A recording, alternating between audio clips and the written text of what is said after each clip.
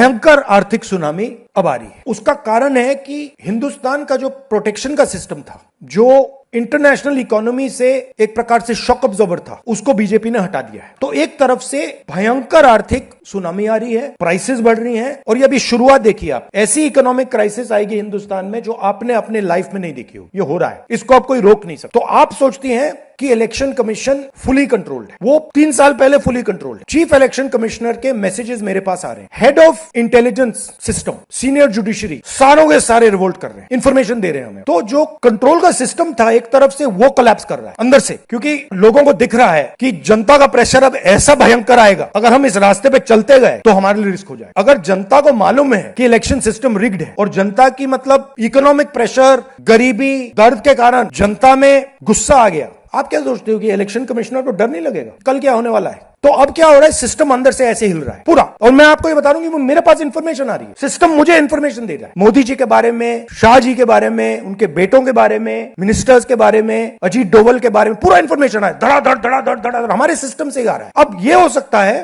कि जनता के प्रेशर को ये सप्रेस करने की कोशिश करें, इमरजेंसी जैसी चीज कर दें, हो सकता है। बट अब हम दूसरी स्टेज में जा रहे हैं, पहले हम फुल कंट्रोल स्टेज में थे, अब ये आउट ऑफ कंट्रोल जा रहा है। मैं मोदी जी के पास जाता हूं, जब मीटिंग में जाता हूं, मैं आपको बताऊं, मेरे पास मोदी जी के पर इतना इंफॉर्मेशन है, मोदी जी जानते हैं, मैं भी जानता हूं।